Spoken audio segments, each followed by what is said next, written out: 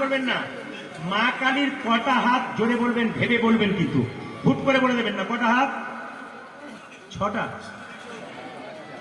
দু চারজন ভয়ে বলছে না, তাহলে প্রদীপ বাবু বোধহয় 2-4টা। মা কালীর 4টে হাত। এবার প্রশ্ন, মায়ের মন্দির প্রতিষ্ঠা উপলক্ষে কীর্তন কমিটির দাদারা আমাকে বললেন মায়ের সম্পর্কে একটু বলে দেবেন।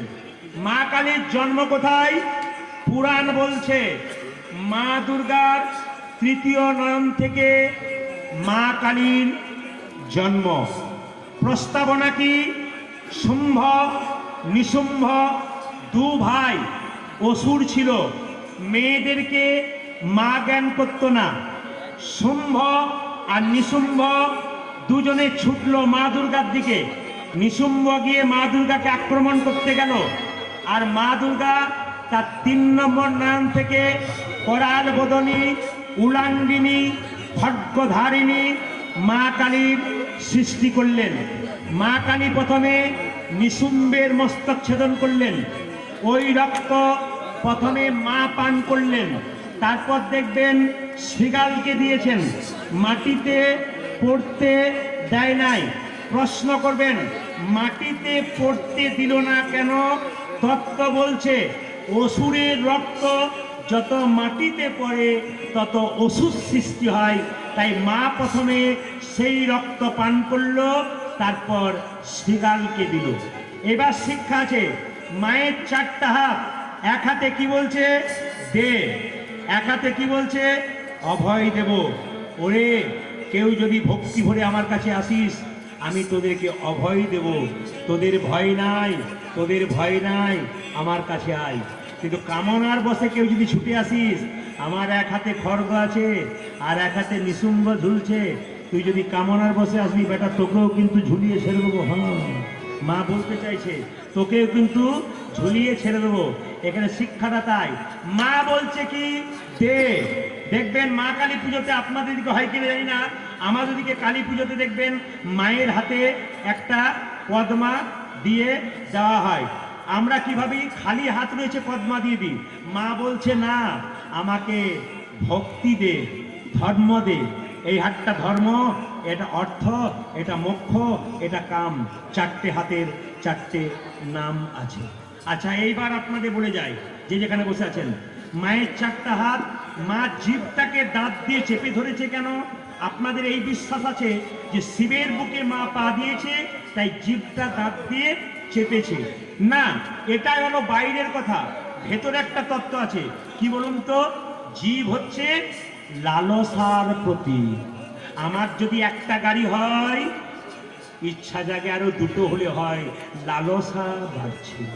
আমার যদি একটা বাড়ি হয়, ইচ্ছা হয় আরেকটা বাড়ি করব, লালসা বাড়ছে। তখন মা জীবটাকে বাড়িয়ে দাঁত দিয়ে চেপলেন। দাঁতটার নাম কি? ধর্ম। বলছে ওরে জীব, তোর যদি লালসা বাড়ছে, তুই যদি পেয়ে গেছিস আর দরকার নাই, তবে ধর্ম নামক দাঁত দিয়ে এবার চেপে ধর। এবার বল মাকে, মা অনেক পেয়েছি, আর দরকার নাই, যত পাবো তত টেনশন বাড়বে, তত তাড়াতাড়ি নিতাই গোল হরি গোল হয়ে যাব। তাই কৃপা করে তুমি যেটুকু দিয়েছো সেইটুকু দিয়েই যেন আমি খুশি থাকি। এইবার খুব দামি প্রশ্ন, খুব দামি প্রশ্ন। মা কালীকে উলঙ্গ রূপে পুজো করা হয়। মায়ের শরীরে কোনো কাপড় থাকে না। অনেক হিন্দু লোক আমাকে প্রশ্ন করেছে, আমাদের জাতির লোক, প্রদীপ বাবু ক্ষুদ্র কীর্তন করছেন, মা কালীর কাপড় নাই কেন? ওরা আমি এখানে উত্তর দেবো না, আপনি ইউটিউবের মাধ্যমে শুনবেন। আমি উত্তর দিয়ে দিয়েছি, উত্তর আবার দেবো। মা কালীর কাপড় নাই কেন?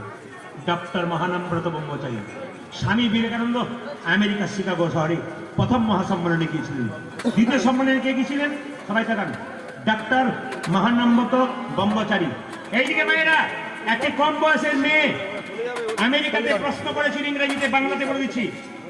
ব্রহ্মচারী, তুমি তো তোমার ধর্ম নিয়ে খুব বড় বড় কথা বলছো, তোমাদের মা কালীকে উলঙ্গ পুজো হয় কেন?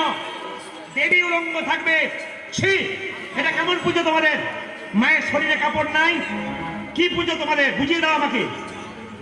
যারা জ্ঞানী হয় তারা উত্তেজিত হয় না, যারা বুদ্ধিমান হয় তারা উত্তেজিত হয় না, চুপচাপ মাথা নিচু করে বলছে মা। মেয়েটিকে বলছে মা, তোমার খুব কষ্ট হচ্ছে না, আমরা মা কালীকে উলঙ্গ রূপে পুজো করলাম বলে, কিন্তু তুমি তো জানো না মাকে কেন উলঙ্গ রূপে পুজো করা হয়। বলছে বুঝলাম না, আমাকে বুঝিয়ে দাও। বলছে শোনো মা, তোমার বয়স কত? বলছে 25 বছর। তোমার বিয়ে হয়েছে? হ্যাঁ। ছেলে মেয়ে আছে? একটা ছেলে আছে। কত বছর বয়স? 4 বছর। আচ্ছা মা, ধরো তোমার ছেলেটাকে অন্ধকার রাত্রিতে তুমি নিয়ে যাচ্ছ, 4 জন গুন্ডা তোমার ছেলেকে টানাটানি করছে তোমার কোল থেকে নিয়ে যাওয়ার জন্য, তুমি দেবে? না, দেবো না। জানলো নিয়ে দেবো, আমি ছেড়ে দেবো না। আচ্ছা মা, ধরো তোমার ছেলেটাকে টানছে আর তুমি তুমি তোমার ছেলে টানছো আর চোরগুলো টানছে তোমার ছেলেকে নেওয়ার জন্য, এখন তুমি কি করবে? বলছে জানলো নিয়ে দেবো, আমার ছেলে আমি দেবো না। আচ্ছা মা, ছেলেটাকে টানছে গুন্ডারা আর তুমি টানছো তোমার ছেলেকে, টানতে টানতে তোমার কাপড়টা যদি খুলে যায়, তুমি কি কাপড়টা পরবে তারপর ছেলেকে বাঁচাবে, না ছেলেকে বাঁচাবে তারপর কাপড়টা পরবে? বলছে কাপড় চলে যাক, আমার ছেলে চাই। আচ্ছা মা, গুন্ডারা যখন তোমার ছেলেকে টানতে টানতে নিয়ে যাচ্ছে, তোমার কাপড়টা খুলে গেল, তোমার ছেলেকে তবু তুমি বাঁচিয়ে নিয়ে এলে, তোমার ছেলে বড় হয়ে যদি শুনতে পায় যে আমার মা আমাকে বাঁচাতে গিয়ে তার কাপড়টা খুলে ফেলেছিল, তখন কি তোমাকে পুজো করবি না তোমার প্রতি অভক্তি হবে? কোনটা? না ঘৃণা করবি? বলছে আমার ছেলে আমাকে পুজো করবে। ও জগৎ